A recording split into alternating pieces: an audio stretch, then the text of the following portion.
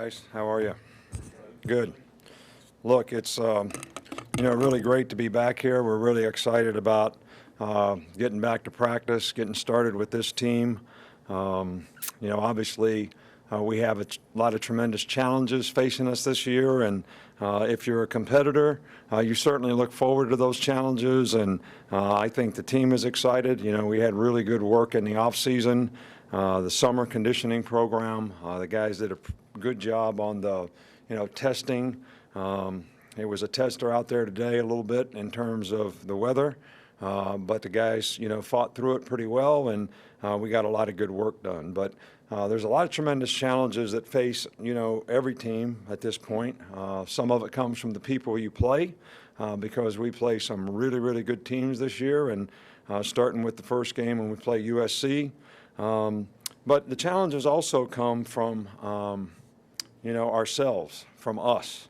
When we have a critical mass of players that buy into the team, the principles and values of the team, make good choices and decisions relative to the team, the rules of the team, we seem like we've done pretty well in the past. And when we have lots of people preoccupied with other things like how much they're going to play or who their agent's going to be next year or whatever, we don't seem to do nearly as well. And I think everybody needs to buy into the things that are going to help them play the absolute best football on our team, to create an identity for this team, because what we've done in the past obviously is not going to help us. So the discipline, the attention to detail, the energy, the focus that we can maintain are all going to be things that are going to help us execute and play better when the season comes. And I think that's the challenge that we have as coaches and as players, to work together so that we can accomplish that and get every player playing to the best of his ability. We have these first 2 days just in helmets, which I think is a great idea to get these guys acclimated. Then we have 2 days in just shoulder pads and helmets, which I think is also a very good idea. And then we can get in pads. So, we actually have some guys here that were not cleared to actually practice, but they can be here for rehab. Richie Pettibone, Ronnie Clark, Sean Jennings, Nigel Knott, all guys that had off-season surgeries and injuries. And I think you're all aware of what they are.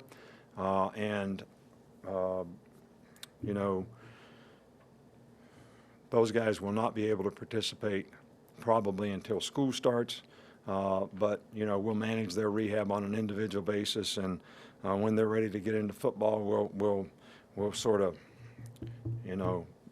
step them into it as they can. I know there's a lot of talk out there and interest about the Maurice Smith deal, and look, I'm going to say the same thing that I said at the SEC Media Day. Nothing has changed. We support the SEC rule, all right, of not granting guys releases to go to other SEC schools.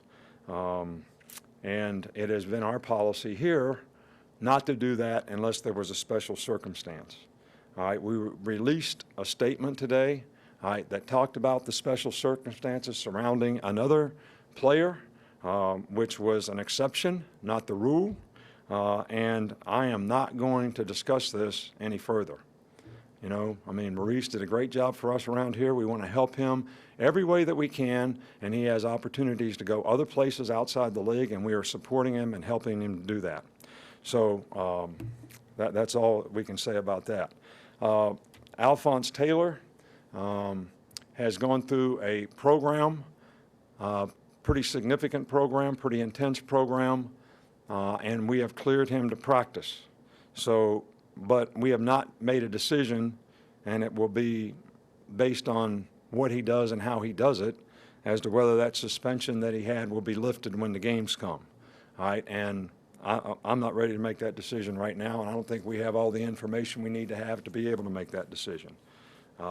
Dalen Charlotte, fine young man, did a great job here, made a tremendous amount of improvement. I think that, a lot of young guys right now, they get really, really fearful of their future, and it creates a lot of anxiety. and they think if they change environments, that's going to help solve that anxiety and help them be able to get where they want to go. And, you know, we certainly feel like we can help guys develop here, but if they think that there's a better way for them another place, then we're going to support them in every way that we can to help them do the things that they would like to do if they don't want to be, you know, in our program here. Okay, guys, we'll start in the back with Cecil.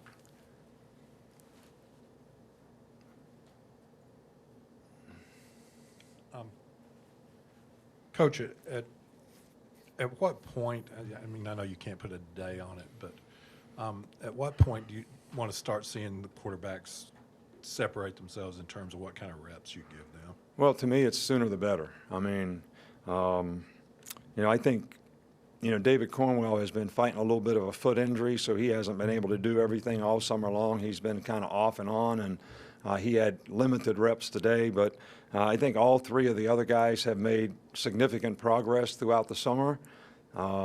Somebody has got to win the job. Somebody has got to become the leader, the guy that can go out there and execute and win the confidence of his teammates and the players that he plays with on offense. And I think we have three guys that are all capable of doing that. I would love it if one of them separate themselves sooner rather than later. But as I've said before, I don't think this is something that you can force to happen, because if you try to do that, you put a guy in there, it doesn't work, you got to make changes. So you create more controversy, I think, sometimes doing that than just kind of letting it happen than trying to force it to happen. Back up front with Mark.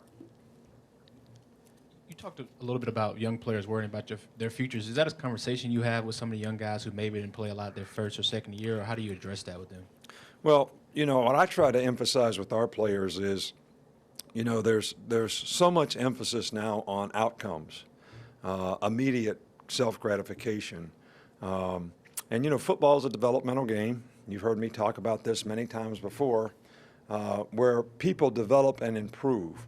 And what I always try to sell our players on, some of them play when they're freshmen, some of them play really well, some of them aren't ready to play, some of them play a role, which we had, you know, 4 guys that were starters in some role last year, and probably 10 or 11 guys that lettered last year playing on special teams, which is about half the guys that we recruited.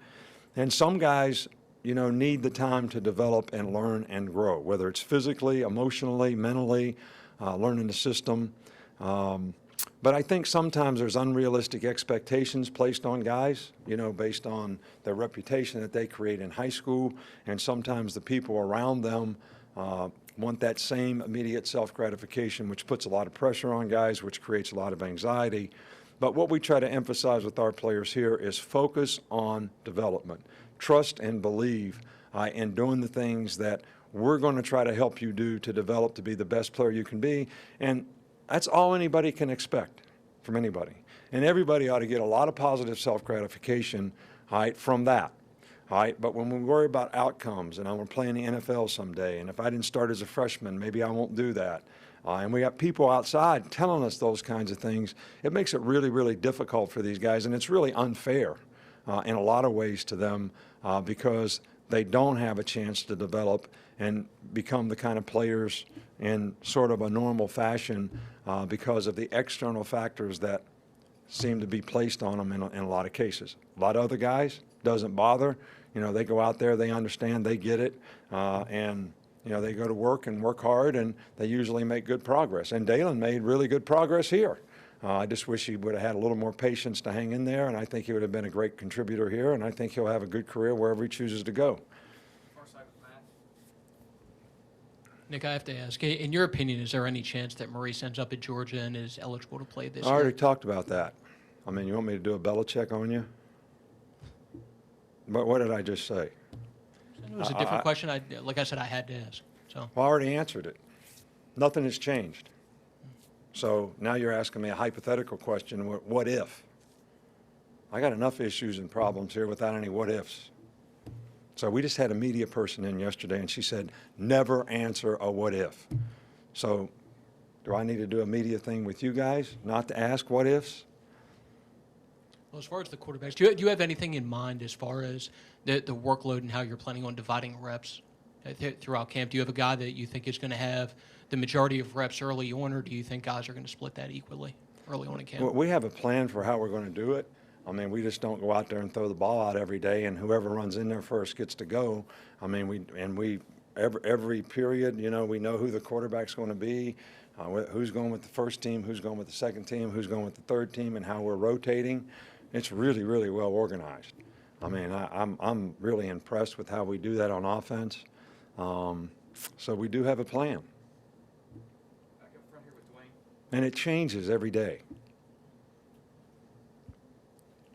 Coach, in regards to Cam Robinson and Hootie, what's the process in them going through camp? And I know you obviously got to make a decision in regards to those two. So what's that about? Those now? guys have done everything that they're supposed to do, and if they continue to do that, I feel like, you know, they've done a good job, and I don't, unless there's other issues that come up, I don't know that any kind of further punishment is going to help their behavior.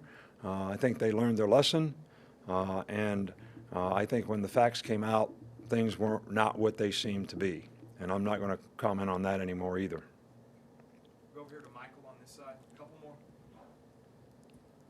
But Bo Scarborough looked like he was banged up a little bit today. How's he doing? How's the running back depth? He look? was just struggling a little bit early with cramps. You know, I think, again, you know, some of these guys get so anxious right before they go out there, but he actually, you know, got over it and went through practice and did a pretty good job after he got going and got started and got loosened up. So he was fine.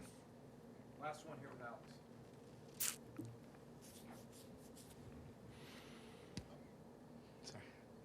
I was just going to ask if there's any update on Tony Brown's situation and if you've heard anything from the NCAA this summer to progress that. We're sort of having a work in progress with the NCAA, and at some point in time they'll you know, give us a decision based on what they feel is, you know, fair punishment for him or whatever. And when that time comes, we'll let you know. But you know, we're preparing for the season as if he's going to be suspended for several games.